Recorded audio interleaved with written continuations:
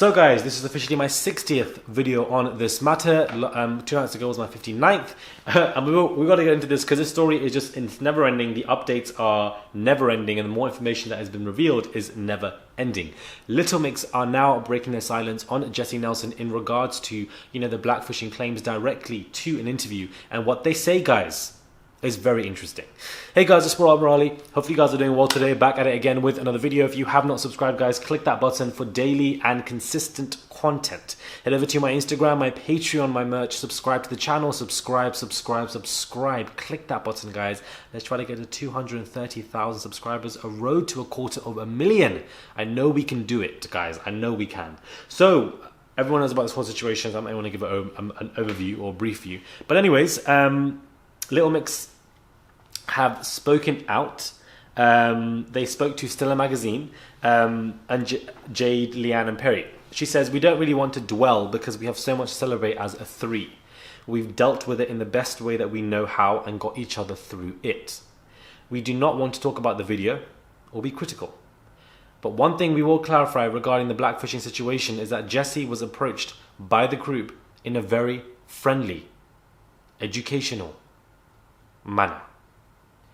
The Sun revealed how Jesy was warned by Leanne not to make her skin look darker as it was offensive to black people. The pair fell out after Jesy used dark fake tan and hairstyles to make it look like she had black heritage. It drove a wedge between the women and of course those DMs and everything came out. But this is what they've said. They have revealed that they as a group approached her. As trio, as friends, approached Jesy, sat her down, and this was before they even split up. Sat her down, spoke to her and said, you know what you're trying to do and the way you're changing yourself, it's a problem, it's an issue, and it was a very friendly approach. So for her to not take that on board and for it to fall on deaf ears and for you not to carry on and do videos like this, change up aesthetics, it's an issue. Now a lot of people I'm seeing are like, like especially with Lucinda from Love Island, white girls can't tan anymore. The white girls are pressed over this issue. They are crying over this issue. They're like, why can't we use tan? Why can't we? It's not about you using tan. You lot can use your tan. Do you understand? There's no issue with you guys using your tan. The issue is that when people use it to such a level and extent that you wish and desire to appear ethnically ambiguous. And that is what a lot of these girls like to do, whether it's black fishing or brown fishing, where you appear to look Middle Eastern, Asian, Latin or black in your kind of physical phenotype and feature. You're changing that and you're benefiting and using the environments to open these gates and doors for you and cause a conversation for you to look pretty in some kind of way, but you then can wash that off, go back to your white skin and go to sleep. Whereas brown and black girls, brown and black guys are continuously targeted from the racial systems, judiciary systems, all over the world, environmental systems. I can go on and on and on. You aren't stopped on the street, searched. You aren't stopped at the airport and searched. You're not questioned or targeted when people think you're shoplifting or they think that your money is fake. Like we've seen in some stupid video that I saw of these stupid Cache woman when she thought this black guy was, faking the money and stuff like that. Or, you're not looked at as aggressive when you come into the workplace. You can do your darkest tan and look ethnically ambiguous because you want to catch the man that you've fetishized in a club, and then you can wash that off and go into your workplace on Monday and everything is fine. You're not questioned about your hair. You're not your hair's not touched. You're not seen as aggressive. There's so many layers to this conversation that when white people, specifically white girls, get upset about this, they get confused. Of course you're going to get confused, beloved, because you can't understand racism because you don't experience it. You can't understand something that you don't experience. You simply cannot. You can try to relate, you can be empathetic, yes, but there's always going to be a capped level of understanding. Hence why the white girls are really upset and annoyed. And they're like, why can't people just use tan? Everyone's so offensive now, everyone's so sensitive now. What is going on?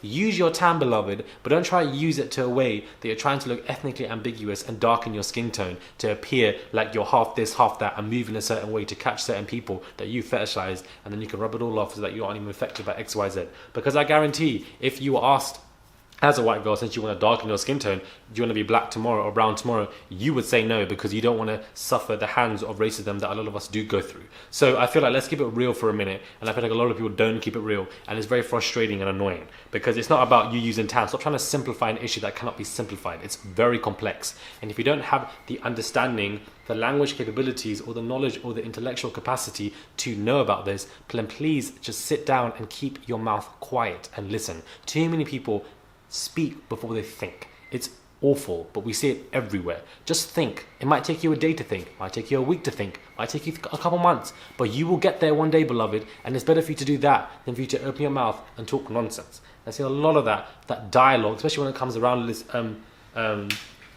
Lucinda and what she was doing. It's not about you not using tan, but beloved, Lucinda, in that picture where you look very dark, you look ethnically ambiguous. You look like you're Middle Eastern or something like this. I don't know what you were trying to do, but a lot of these girls are doing it. So much so that, you know, people assume white girls look like that, and that's not how they look like. Do you understand? Paris Hilton is one girl that has not changed her look.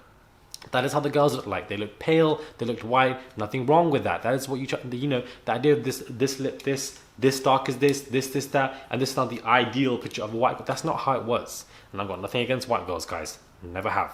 It's just the reality of a situation. Let me know what your thoughts are anyways. Subscribe to the channel, click that button, guys, for daily and consistent content. I went off on a tangent, but obviously it's just annoying because people like to have conversations and make it look simple when it's really not. Subscribe, click that button, and I will catch you guys soon for another video.